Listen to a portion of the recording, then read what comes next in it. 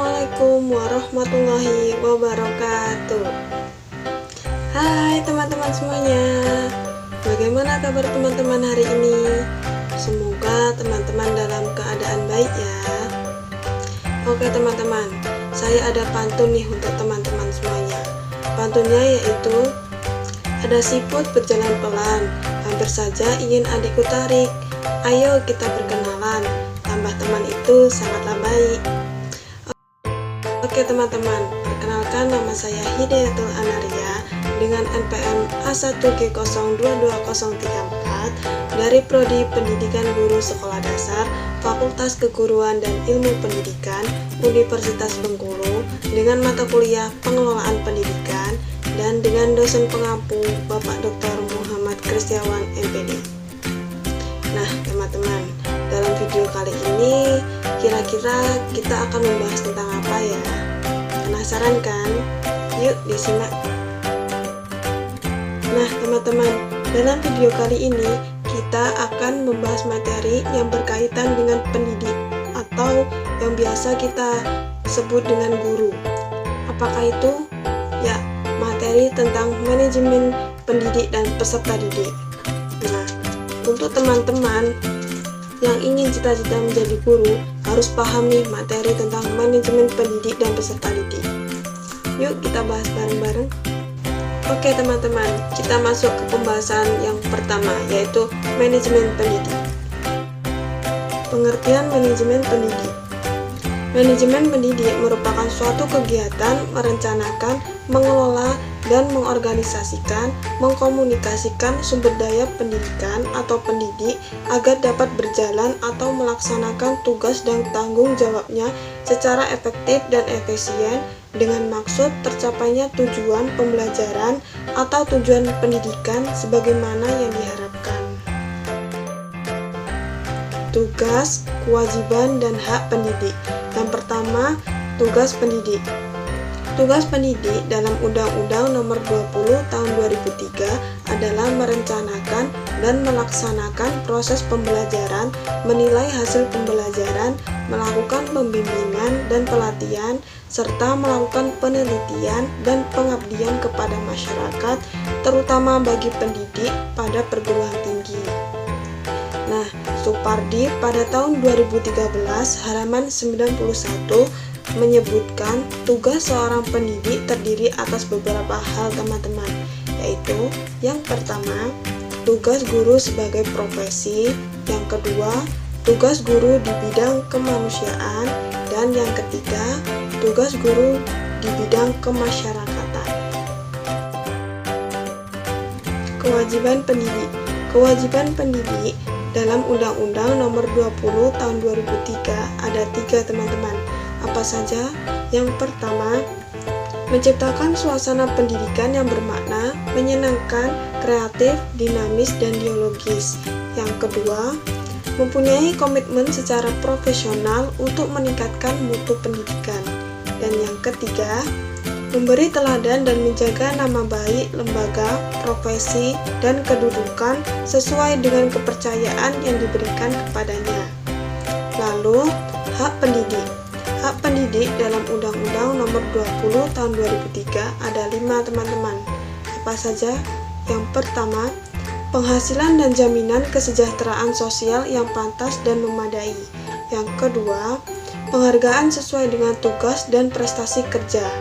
Yang ketiga, pembinaan karir sesuai dengan tuntutan pengembangan kualitas.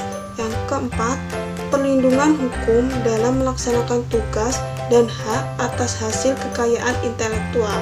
Dan yang kelima, kesempatan untuk menggunakan sarana, prasarana, dan fasilitas pendidikan untuk menunjang kelancaran pelaksanaan tugas. Peran pendidik. Nah teman-teman, ada 13 peran pendidik nih. Apa saja? Yang pertama, guru sebagai pendidik. Guru harus disiplin dalam mentaati aturan dan kode etik. Yang kedua, guru sebagai pengajar. Di sini, guru sebagai fasilitator dan mediator pembelajaran. Yang ketiga, guru sebagai pembimbing. Di sini, guru mendampingi dan memberikan arahan kepada siswa. Yang keempat, guru sebagai pelatih. Di sini guru harus memperhatikan kompetensi dasar. Yang kelima, guru sebagai penasihat. Di sini guru memberikan konseling dan memberikan solusi. Yang keenam, guru sebagai model dan teladan. Di sini guru sebagai figur yang dijadikan teladan. Yang ketujuh, guru sebagai korektor. Di sini guru harus membedakan mana nilai yang baik dan mana nilai yang buruk. Yang kedelapan, guru sebagai organisator, mengorganisasikan segala sesuatu secara efektif dan efisien. Yang kesembilan, guru sebagai motivator. Di sini guru dapat mendorong anak didik agar bergairah dan aktif untuk belajar. Yang kesepuluh, guru sebagai fasilitator. Di sini guru harus dapat menyediakan fasilitas yang memudahkan kegiatan belajar anak didik. Yang ke-11, guru sebagai mediator, sebagai penengah dalam proses belajar anak didik. Yang ke-12, guru sebagai evaluator, menjadi seorang evaluator yang baik dan jujur. Yang ke-13, guru sebagai pengelola kelas. Di sini guru harus dapat mengelola kelas dengan baik. Penguasaan kompetensi pendidik. Nah, teman-teman, menurut Supardi pada tahun 2013, halaman 103 mengemukakan kompetensi-kompetensi pendidik yaitu sebagai berikut. Yang pertama, penguasaan kompetensi dasar. Nah, di sini yang pertama, menguasai bahan. Yang kedua, mengelola program pembelajaran. Yang ketiga, mengelola kelas. Yang keempat, menggunakan media atau sumber belajar. Yang kelima, menguasai landasan-landasan kependidikan.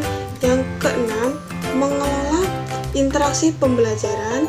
Yang ketujuh, menilai prestasi siswa untuk kepentingan pendidikan. Yang kedelapan, mengenal fungsi dan pelayanan bimbingan dan penyuluhan.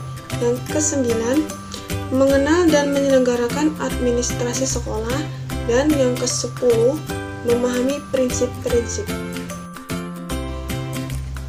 Lalu yang kedua, penguasaan kompetensi pedagogik, kepribadian, sosial, dan profesional. Dalam Peraturan Menteri Pendidikan Nasional Nomor 16 Tahun 2005 menyatakan kompetensi yang harus dimiliki seorang guru meliputi yang pertama, kompetensi pedagogik adalah kemampuan pemahaman guru terhadap peserta didik.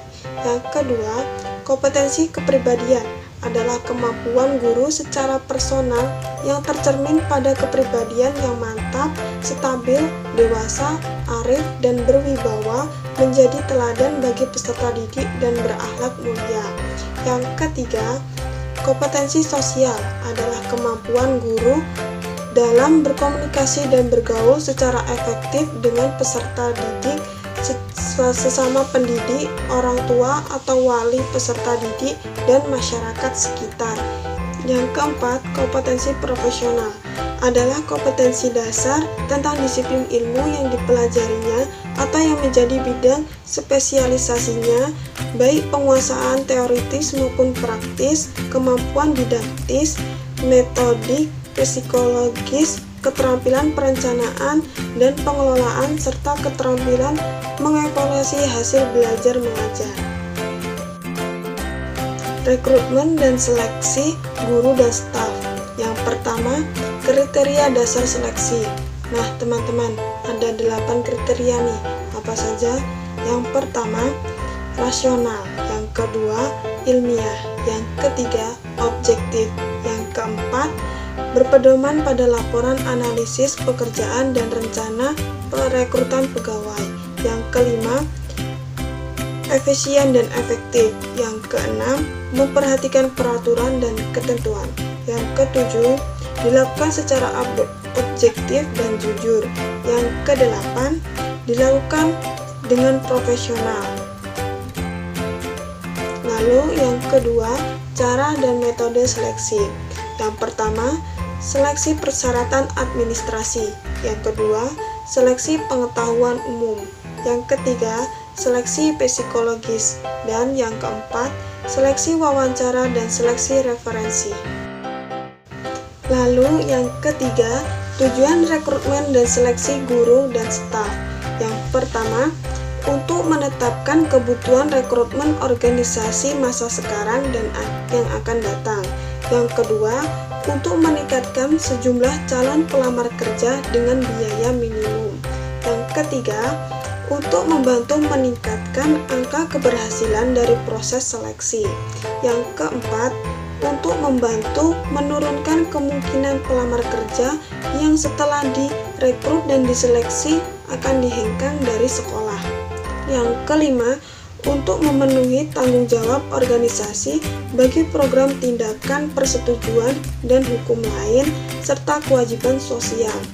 Yang keenam, untuk mengawali identifikasi dan menyiapkan pelamar kerja potensial yang akan menjadi calon pegawai yang sesuai. Yang ketujuh, untuk meningkatkan keefektifan organisasi dan individu untuk mengevaluasi keefektifan teknik dan pencarian rekrutmen yang beragam dari semua jenis pelamar kerja. Oke teman-teman, kita masuk ke pembahasan yang kedua, yaitu manajemen peserta didik. Pengertian manajemen peserta didik. Manajemen peserta didik adalah suatu penataan atau pengaturan segala aktivitas yang berkaitan dengan peserta didik, yaitu mulai dari masuknya peserta didik sampai dengan keluarnya peserta didik tersebut dari suatu madrasah atau sekolah. Langkah-langkah perencanaan peserta didik. Yang pertama, forecasting, membuat perkiraan dengan mengantisipasi ke depan. Yang kedua, objektivis, merupakan perumusan tujuan. Yang ketiga, policy, yaitu kebijakan. Di sini berarti mengidentifikasi berbagai macam jenis kegiatan yang diperhitungkan untuk dapat mencapai tujuan. Yang keempat, programming, yaitu seleksi atas kegiatan-kegiatan yang sudah dirumuskan pada langkah polisi. Yang kelima, prosedur, merupakan merumuskan langkah-langkah secara berurutan. Yang keenam, schedule, merupakan penjadwalan terhadap kegiatan-kegiatan yang sudah diprioritaskan sebagaimana pada langkah-langkah programming. Dan yang ketujuh, budgeting, merupakan anggaran atau pembiayaan. Kebijakan penerimaan peserta didik baru. Kebijakan operasional penerimaan peserta didik baru memuat aturan mengenai jumlah peserta didik yang dapat diterima di suatu sekolah. Penentuan mengenai jumlah peserta didik juga didasarkan atas kenyataan yang ada di sekolah atau faktor kondisional. Sistem penerimaan peserta didik baru. Ada dua sistem nih teman-teman untuk penerimaan peserta didik baru. Apa saja? Yang pertama, sistem promosi, merupakan penerimaan peserta didik baru yang sebelumnya tanpa melakukan seleksi. Yang kedua, sistem seleksi. Ini dapat digolongkan menjadi 3 macam, yaitu yang pertama, seleksi berdasarkan daftar nilai EPTA murni atau DANIM. Yang kedua, berdasarkan penelusuran bakat minat dan kemampuan atau PMDK. Yang ketiga, yaitu seleksi berdasarkan tes masuk. Kriteria penerimaan peserta didik baru. Apa sih yang dimaksud dengan kriteria, teman-teman? Kriteria adalah patokan-patokan yang menentukan bisa atau tidaknya seseorang untuk diterima sebagai peserta didik. Nah, ada 3 kriteria untuk penerimaan peserta didik baru, teman-teman. Apa saja? Yang pertama, kriteria acuan patokan atau standar kriteria referensi, yaitu didasarkan atas patokan-patokan yang telah ditentukan sebelumnya. Yang kedua, kriteria acuan norma atau norm kriteria referensi, yaitu didasarkan atas keseluruhan prestasi peserta didik yang mengikuti seleksi. Dan kriteria yang ketiga yaitu kriteria berdasarkan daya tampung sekolah. Sekolah terlebih dahulu menentukan berapa jumlah daya tampung calon peserta didik yang akan diterima. rekrutmen peserta didik. Apa sih yang dimaksud dengan rekrutmen, teman-teman? Rekrutmen adalah proses pencarian dan menentukan peserta didik yang nantinya akan menjadi peserta didik di sekolah yang bersangkutan. Nah, prosedur perekrutan peserta didik menurut Asmendri pada tahun 2012 halaman 44 yaitu yang pertama, pembentukan panitia penerimaan, yang kedua, rapat penerimaan peserta didik baru, yang ketiga, pembuatan pengiriman atau pemasangan pengumuman, yang keempat, pendaftaran peserta didik baru, yang kelima, seleksi peserta didik baru, yang keenam, rapat penentuan peserta didik yang diterima, yang ketujuh, pengumuman peserta didik yang diterima, dan yang kedelapan, pendaftaran ulang peserta didik baru yang diterima. Oke teman-teman, lanjut ya, yaitu orientasi peserta didik. Apa sih yang dimaksud dengan orientasi, teman-teman? Orientasi merupakan perkenalan situasi dan kondisi sekolah yang diberikan kepada peserta didik. Nah, teman-teman, dalam orientasi ini ada tujuan dan fungsinya. Kita bahas yang pertama, yaitu tujuan. Tujuan orientasi menurut Asmendri pada tahun 2012 yang pertama, agar peserta didik lebih mengenal dekat mengenai dirinya. Yang kedua, agar peserta didik mengenal lingkungan sekolah. Yang ketiga, pengenalan lingkungan sekolah yang demikian sangat penting bagi peserta didik.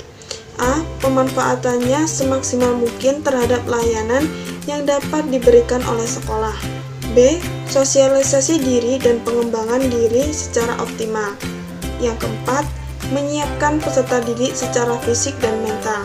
Dan yang kelima, peserta didik dapat mengerti dan mentaati segala peraturan yang berlaku di sekolah. Lalu yang kedua, fungsi orientasi. Fungsi orientasi menurut Asmendri pada tahun 2012.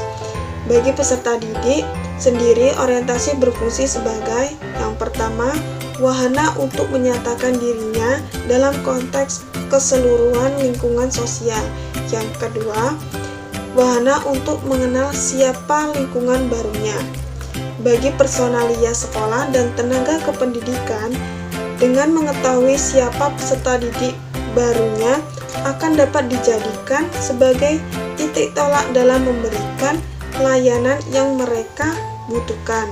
Dan fungsi orientasi yang ketiga, yaitu bagi peserta didik senior, dengan adanya orientasi ini akan mengetahui lebih dalam peserta didik penerusnya di sekolah tersebut. Oke teman-teman, itulah tadi pembahasan materi tentang manajemen pendidik dan peserta didik dari saya. Apabila ada kesalahan, saya mohon maaf. Kita ketemu di video berikutnya ya. Saya akhiri. Wassalamualaikum warahmatullahi wabarakatuh. Terima kasih. Bye-bye.